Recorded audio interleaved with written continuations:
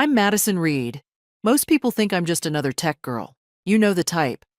Hoodie, headphones, probably fixing printers somewhere in the back room of a boring office. That's exactly what Bruce Carter thought the first time he saw me. He took one look at my Converse sneakers and messy bun, scoffed, and decided I was just another underachieving millennial who never figured out what real work looks like. He had no idea who he was talking to. Bruce had just married my mom, Linda, a gentle woman with the patience of a saint and the backbone of a wishbone. After years of raising me alone, she met Bruce at a veterans fundraiser. 6 months later, they were living together in a suburban fortress outside Fort Sam Houston. She asked me to visit for a few weeks to help smooth the transition. I should have known that was code for please keep Bruce from turning Sunday dinner into a basic training exercise.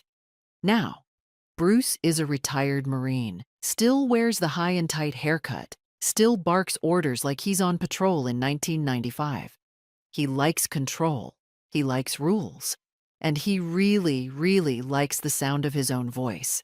I didn't mind that at first. I've sat through briefings with Joint Chiefs that were scarier than Bruce's breakfast lectures. But what got under my skin was how quickly he wrote me off. The second I told him I worked in systems analysis for the Air Force, he stopped listening. Computers, he grunted, cutting his steak with unnecessary aggression. That's not real work. That's video games. Try moving a convoy through a mountain pass in winter. Try holding a perimeter. Then we'll talk about service. I didn't bother correcting him. That's part of the job. You stay quiet. Stay in the background and let people underestimate you. It's safer that way. But it does something to you, being looked at like you're small when you're anything but. It builds a weight inside you, a quiet, humming pressure. And if you let it build long enough, eventually, it breaks through. The truth is, I don't fix printers. I don't reset passwords. I am a colonel in the United States Air Force, assigned to the Cyber Command's Special Activities Division. My badge opens doors that don't exist on Google Maps. My daily meetings involve satellites, kinetic strike packages, and encrypted channels that carry information with geopolitical consequences. But none of that mattered to Bruce. He saw a girl in jeans, a civilian, a problem to be solved. And just like that, I became his latest project. He didn't realize that every time he called me useless, I was taking mental notes. Every time he made a joke about kids these days, I filed it away. And the day he crossed the line, I was ready. Bruce didn't believe in weekends, or privacy, or letting people drink coffee without a full inspection of how the mug was stored. The morning after I arrived, I was woken up by a knock that wasn't a knock. It was a double rap followed by a shout. 0700, time to rise and shine, daylight's burning. I thought he was joking. He wasn't. He stood in the hallway wearing cargo pants, a tucked-in t-shirt with the Marine Corps globe and anchor, and a whistle. I blinked at him, confused, still in my pajamas. He looked past me into the guest room, scowled at the unmade bed, and muttered something about a lack of discipline. Then he actually handed me a printed schedule, a color-coded one. According to Bruce, the house ran best when treated like a unit. That meant wake-up calls, chore rotations, and mandatory breakfast briefings where he recapped the previous day's wins and losses. Yes, there were actual charts. Yes, he called them after-action reports. And yes, every civilian failure was marked in red ink. I had 3 marks by the end of the first day. 1 for leaving the garage light on, 1 for not folding the towels quarter-fold style, and 1 for checking my work email during what he called family chow. I could have laughed. I almost did. But my mom was watching, her expression tight, nervous. She didn't want to fight. She wanted peace, even if it meant walking on eggshells every hour of the day. Bruce played the role of stern protector, the man of the house, and to her, that meant safety, order, predictability. To me, it meant suffocation. He treated my mother like a junior officer trying to earn stripes. She tiptoed around him like a new recruit. She apologized when he grunted, praised him for leading the house, and repeated his talking points like they were gospel. She wasn't spineless. She was just tired. Tired of conflict. Tired of holding it all together alone. And Bruce made her feel like she didn't have to. That's how he got in. To be clear, Bruce never laid a hand on anyone. He didn't have to. His weapons were tone, posture, and volume. His favorite line was, "Under my roof, things get done right." The implication being that before he arrived, we were doing everything wrong. He took over the thermostat, the grocery list, even the way we stacked Tupperware. Every inch of the house became his territory, marked not with flags, but with laminated checklists taped to the fridge. He was obsessed with authority, especially the kind you can see. Uniforms, salutes, rank, which made his contempt for me even deeper. I didn't look like power. I looked like someone who lived in spreadsheets and ordered takeout. That made me soft in his eyes. Inefficient. Disposable. He called my job keyboard babysitting and said it in front of people, including my mom. She laughed nervously every time, then changed the subject. I never defended myself. Not once. I smiled, nodded, and wiped down the counters like he wanted. All while planning, calibrating, waiting. Because I knew something. Bruce didn't. I knew who I really was. And I knew what it would cost him when he found out. At work, things were different. I'd leave the house, drive past the base gates of the nearby joint facility, swipe my badge 3 times, and step into a sealed world where my voice mattered. I'd walk into the SIF, Sensitive Compartmented Information Facility. The air was cold. The hum of servers was constant. "Good morning, Colonel," the sentry would say, snapping to attention. "Morning, Sergeant," I'd reply. In that world, I directed a team of 50 analysts. I liaised with field agents in 3 different time zones. I reviewed critical threat matrices before most people even had their coffee. I had the authority to freeze assets and redirect satellite coverage. And then, at 1800 hours, I'd drive back into suburbia. Back into Bruce's world of paper napkin drills and lecture-style dinners. My mom pulled me aside one evening. Bruce had just chewed me out for stacking plates too high in the dishwasher. Her eyes were tired. Her hands were folded like she was praying. "He means well," she whispered. "He just likes structure. You know how Marines are. He misses the core. He just wants to feel useful." I bit my tongue. I didn't say what I was thinking. That structure without respect is just control wearing a uniform. He wasn't acting like a leader. He was acting like a tyrant who lost his kingdom. That house wasn't a home. It was a proving ground. And Bruce was testing me. The only mistake he made was thinking I didn't have anything to prove. It happened on a Thursday. Lunch was turkey sandwiches and forced small talk.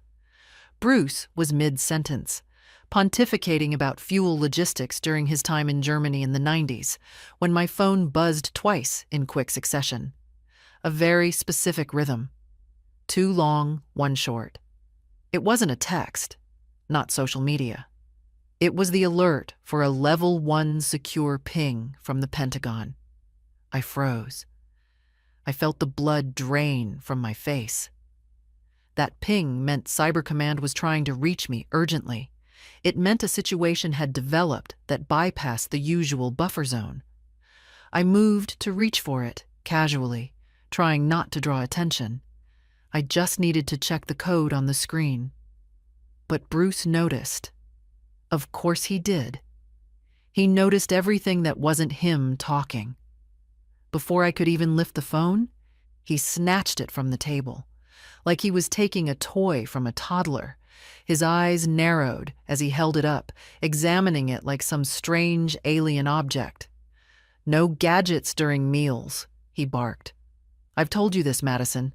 This is family time, not some tech support hotline." Then he slipped the device into his own cargo pocket. For a moment, I couldn't speak. The room felt like it tilted on its axis. The phone in his pocket wasn't just an iPhone.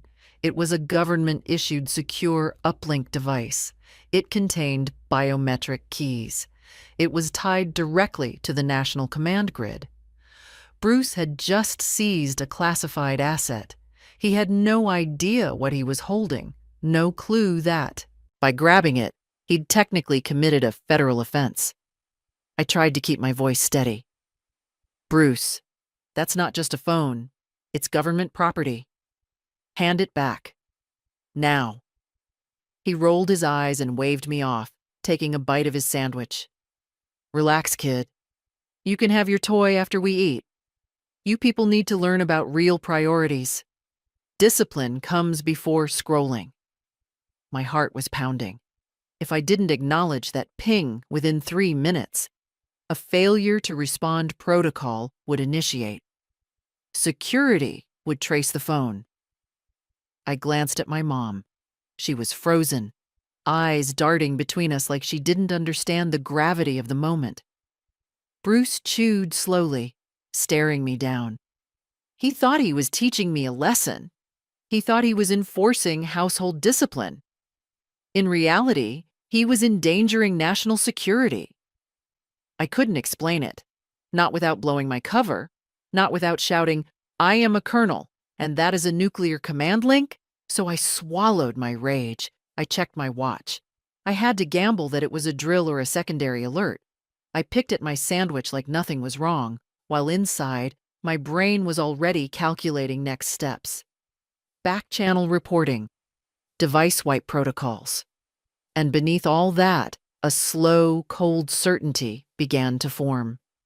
Bruce had crossed a line, and eventually I'd make sure he knew just how far over it he'd stepped. The opportunity came faster than I expected. 2 days later, Bruce announced a dinner, a formal one. "I've invited some people over," he announced at breakfast, puffing out his chest. "My old contacts, and the new base commander from Fort Sam Houston, General Williams." He paused for effect. General Williams was a 3-star general, a big deal. "I managed to get on his schedule," Bruce bragged. "We're discussing a consulting contract for my security firm. I need this night to be perfect." He turned to me. He didn't ask. He assigned. "Madison, you'll be on the door. Take coats, offer drinks, keep the hors d'oeuvres moving." He looked me up and down, sneering at my t-shirt. "And for God's sake, dress appropriately. Nothing flashy. Just serve. These are serious men, Marines, officers. Try not to bring up your computer stuff. They don't care about the cloud." I bit back a smile. General Williams? I knew him. We had sat on the same Joint Task Force panel regarding satellite defense 6 months ago. He was a good man, sharp. "Sure, Bruce," I said. "I'll be there.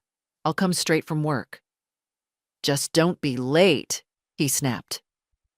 In that moment, the plan locked into place. I wasn't going to argue anymore. I wasn't going to explain. I was going to walk into his fantasy, wearing the one thing that would tear it apart. He wanted a performance. I'd give him the finale. Bruce planned the dinner like it was the invasion of Normandy.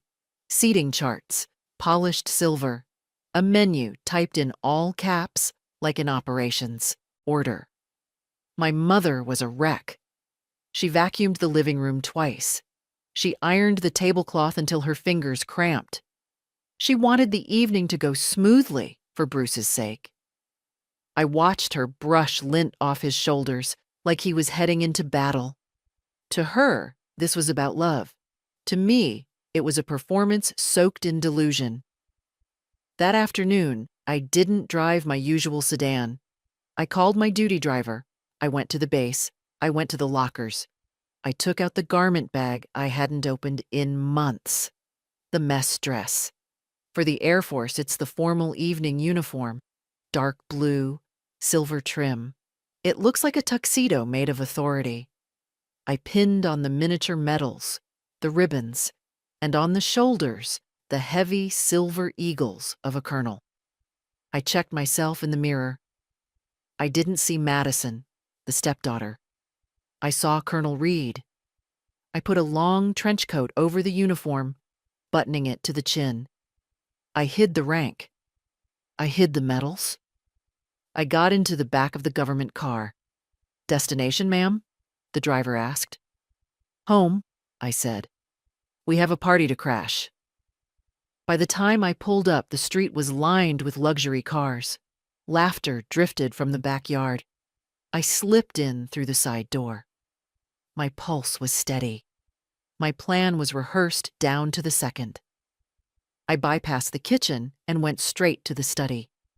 It was dim, smelling of leather and cigar smoke. I could hear Bruce in the living room, his voice booming. "Yeah, discipline is a lost art," Bruce was saying. "That's why I run my house like a ship. My stepdaughter, sweet kid but aimless, needs direction. I'm trying to whip her into shape." Laughter. Polite, awkward laughter from the guests. Then I heard a deep, authoritative voice. General Williams. "It's a different world now, Bruce," the general said. "Technology drives the battlefield. We have young officers doing things with code that we used to do with airstrikes." "Bah!" Bruce scoffed.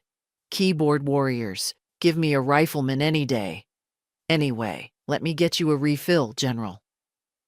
I heard footsteps coming toward the study. Heavy. Quick.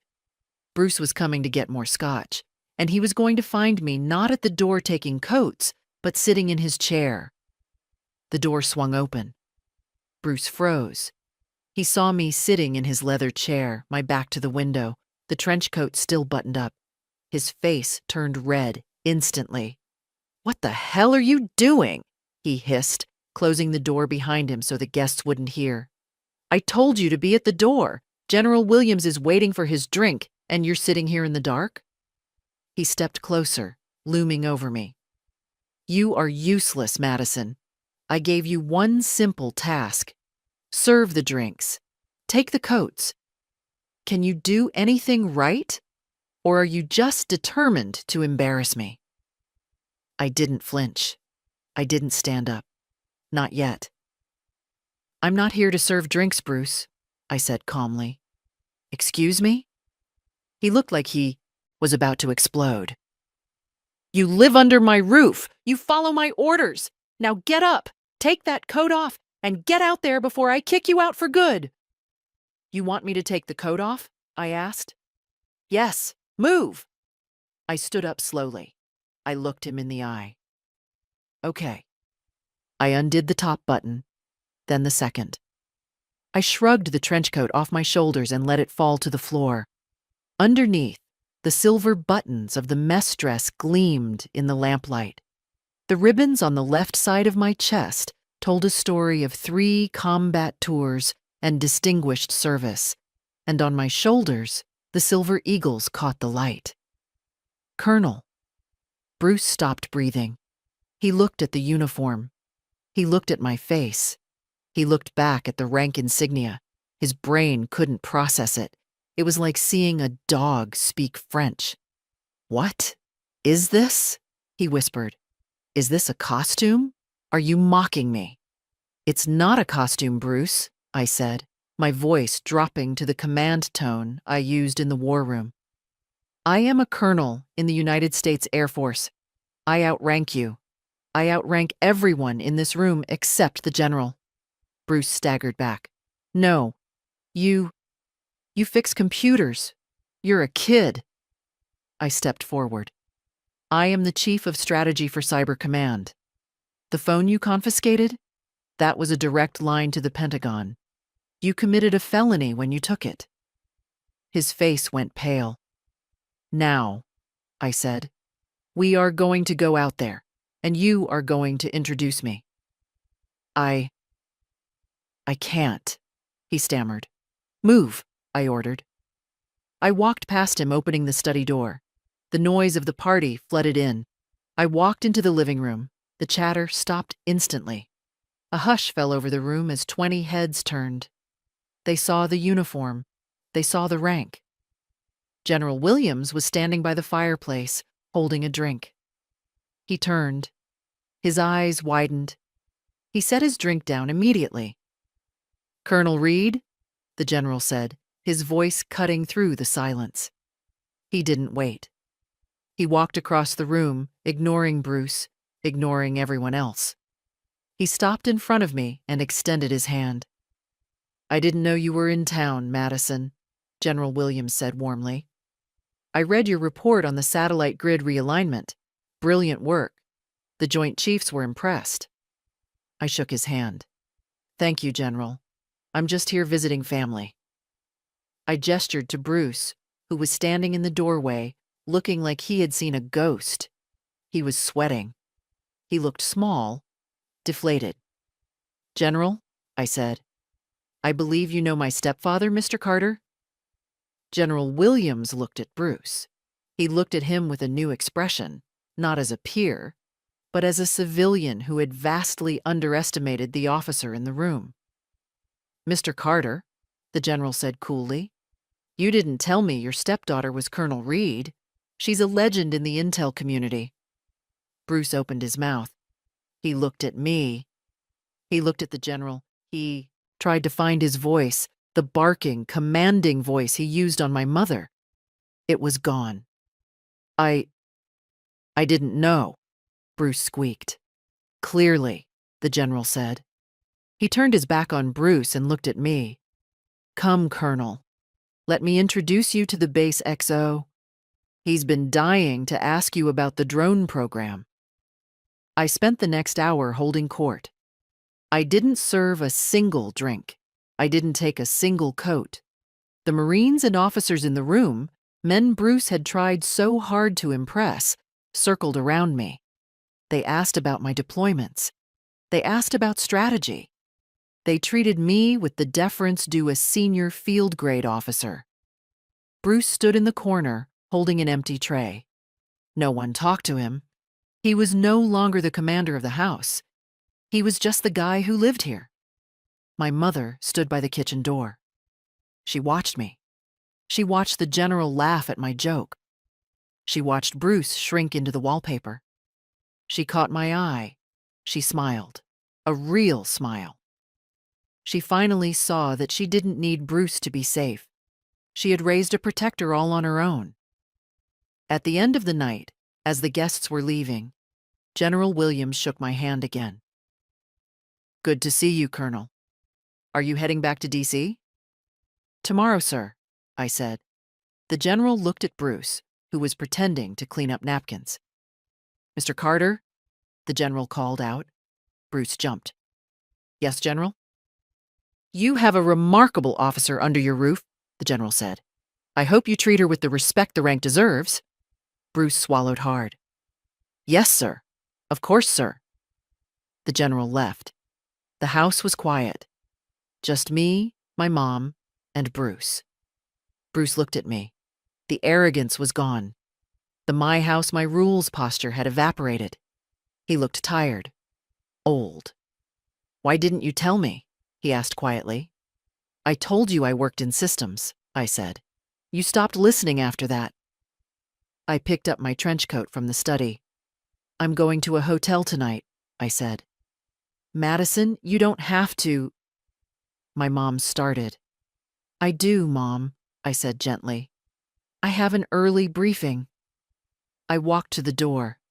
I stopped and looked at Bruce one last time. Bruce? He looked up. Yeah? The towels, I said. Fold them however you want, but don't ever touch my phone again. I walked out the door into the cool night air. My driver was waiting. I didn't need to yell. I didn't need to threaten him with a court-martial. I just needed to show him the truth. Power isn't about who shouts the loudest at the dinner table. It's about who commands the room when the generals walk in. Bruce demanded respect. I earned it. And as the car pulled away, leaving the suburban fortress behind, I knew one thing for sure. He would never bark an order at me again.